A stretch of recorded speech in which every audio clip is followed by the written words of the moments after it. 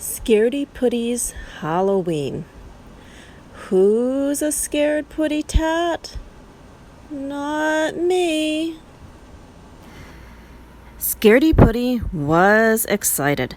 Tomorrow was Halloween, and Scardy Putty loved Halloween. He loved the candy. He loved the excitement. And best of all, he loved to dress up. He ate his last piece of Easter candy and bounced all over the house. "Slow down, sweetie. Halloween will come soon," his mother said. But Scardy Putty couldn't sit still. He bounced all around the house. He bounced on his bed. He bounced while he watched the moon rise in the night sky. Scardy Putty could not wait until it was time for Halloween. Scardy Putty could not wait to see his friends in their costumes and go trick-or-treating. He couldn't wait to put on his costumes. The only problem was he was scared. In fact, he was scared of everything. Especially his costume that hung in his closet, casting weird shadows on the floor. They reminded him of all the spooks, goblins, and ghouls that were said to be out on Halloween night. It wasn't just his costume that scared him. There were several things that scared him. For example, the woods by the school scared him. It was dark, it was creepy, and it had trees that cracked in the wind and moaned. And then there was the big brown owl who called. That was scary too. The winds that howled, the trees that groaned, and the owl who continually asked, "Who, who, who?" were all very, very scary. At home, the squeaky stairs to the attic scared him too. They seemed to loom up in the dark and gloom. Spider webs crowded the windows, and Scardy Putty swore that he even saw a bat flying around the attic door only yesterday. And then there was the old graveyard. All the kids at school said it was haunted and that on Halloween night zombies rose from the graves. The gates squeaked and the tombstones loomed with a certain malicious intent. And all of it was very scary to Scardy Putty. At school the next day, Scardy Putty saw wonderful decorations in his classroom.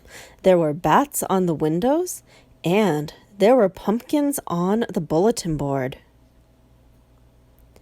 Just after lunch, Mr. Paws announced he had a Halloween story to read to the class. All of the kids sat down in a circle and waited with anticipation for the story. The only thing was, it was a scary story. A very scary story indeed.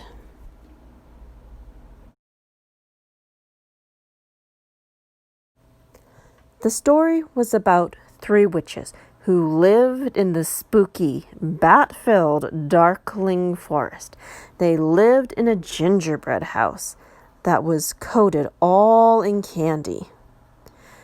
The witches were plotting to put a spell on the quiet, isolated town of Hillsdale to make everyone in the village sleep for 1,000 years. In the dark, sometime at midnight, they brewed their sizzling, crackling potion. In it, they mixed wing of bat, newt toes, cobwebs, spider's legs, and brewed and stirred their magical potion. It bubbled and sizzled under the stars, and Scardy Putty thought he could hear that cauldron bubbling right next to him.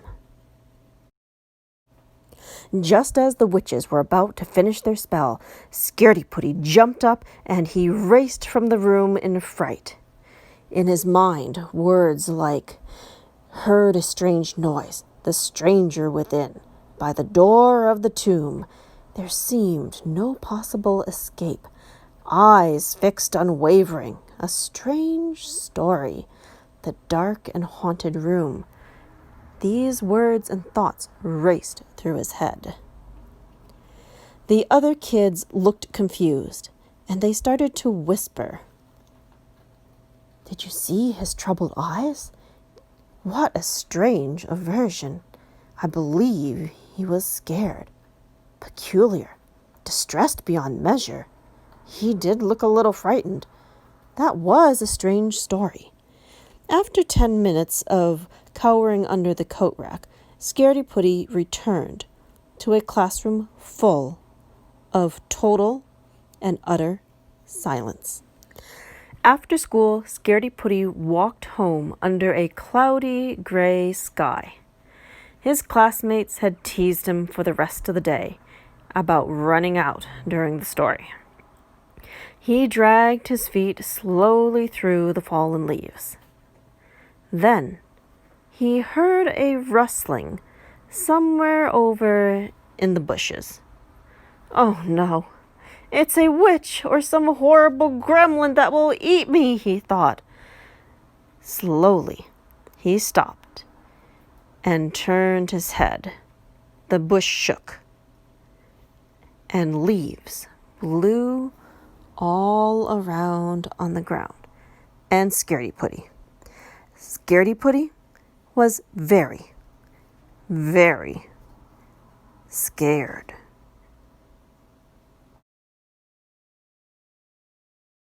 "Maybe if I play dead, it will go away," Scardy Putty thought as the rustling of the bush grew louder and louder. He closed his eyes as the leaves blew through the air, and he felt a great foreboding at what was to come. "Putty, what are you doing down there?" came a cheerful voice. Scardy Putty looked up and saw his best friend, Giselle. She was wearing a perplexed look and a big pointy witch's hat.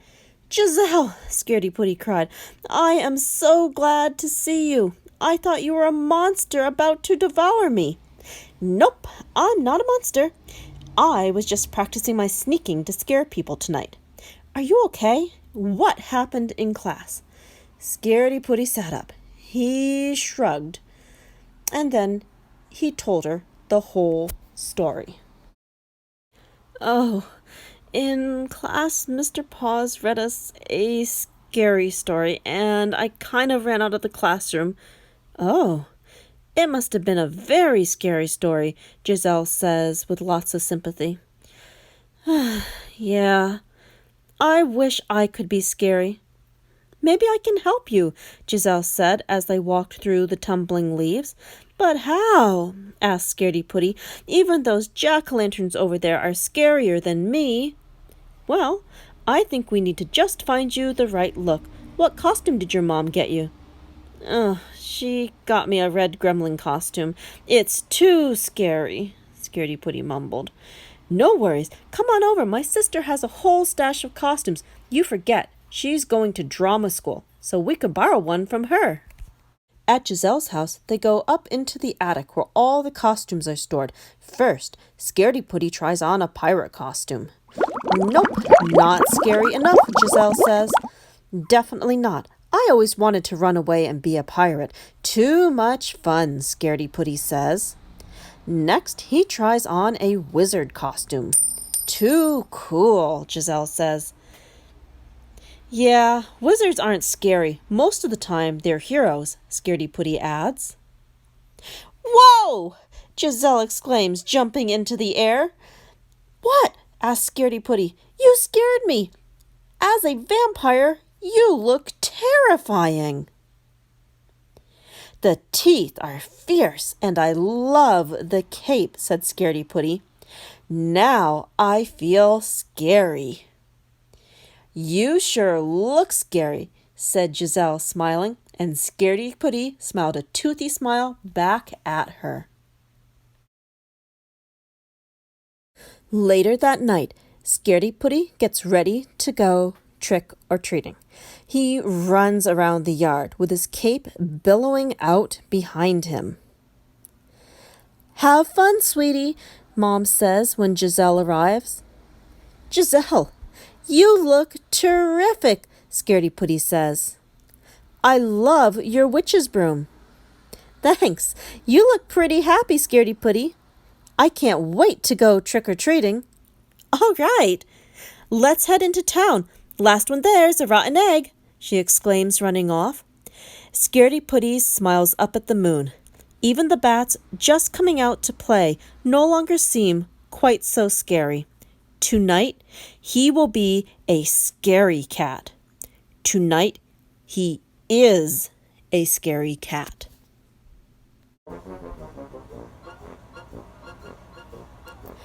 When they got to town, Scaredy Putty saw all of his friends.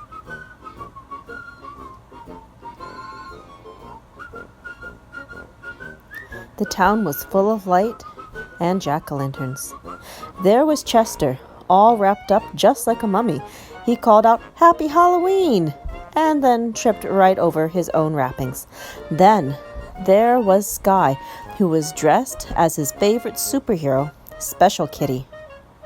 Then Giselle saw her best friend Sally, who was dressed up like a fairy princess. Next, they saw Chris, who was dressed up as a grumpy pirate. And last, there was John, who claimed he could turn a pumpkin into a coach. "Happy Halloween, friends," Scaredy Putty called. Together, they went up and down Main Street, trick-or-treating. Scaredy Putty grinned a toothy smile. They knocked on all the doors, and they got the best treats in town, saying, "Trick or treat." What a fun night. Scaredy Putty was smiling. Later in the evening, Sky and Chris asked Giselle and Scaredy Putty to go with them to the haunted house in town. It was once the home of the famous Schrödinger cats. "Come on, guys, let's go," Chris called. "What do you think, Scaredy Putty?" Giselle asked. "Let's go. Tonight, I feel fierce. The haunted house can't scare me." After the haunted house, it was time to go home. "I feel great tonight, Giselle. Tonight, I am not a scaredy cat. Let's go through the cemetery. I'm going to scare off all the zombies." There weren't any zombies at the cemetery, but they did frighten a whole group of bats that squawked at them as they passed by. Tonight was a night to be scary. After the haunted house, Giselle asked, "How about a shortcut?" "Sure, I'm ready for anything tonight," said Scaredy Putty. Together they raced behind the school and through the not-so-spooky forest. The bats fluttered, the moon shone, and the cats rustled through the leaves as they raced through the forest. "Last one back to the hill is a gormless ghoul," Scaredy Putty called. Giselle laughed. "All right, ready or not, here I come," and they raced through the darkening woods. The leaves crackled, the bats flapped, the moon shone brightly in the sky, and the owl called a sleepy good night to them. Hoo, hoo. When they got back to the hill, Giselle and Scaredy Putty looked at each other. "Happy Halloween!" they called out at the same time. Then they giggled. "This has been the best Halloween ever," Scaredy Putty said. It was so fun. I can't wait for next year, Giselle answered. Looking up at the moon, they sighed. What a fun night. They'd gone trick-or-treating with friends. They'd crashed through the woods. They'd scared the bats in the cemetery. What a fun night. Thank you for helping me to be scary, Scardy Putty said. It was fun, Giselle answered. Happy Halloween, Giselle. Happy Halloween, Putty. And it was, because he was no longer a Scardy Putty. He was just Putty.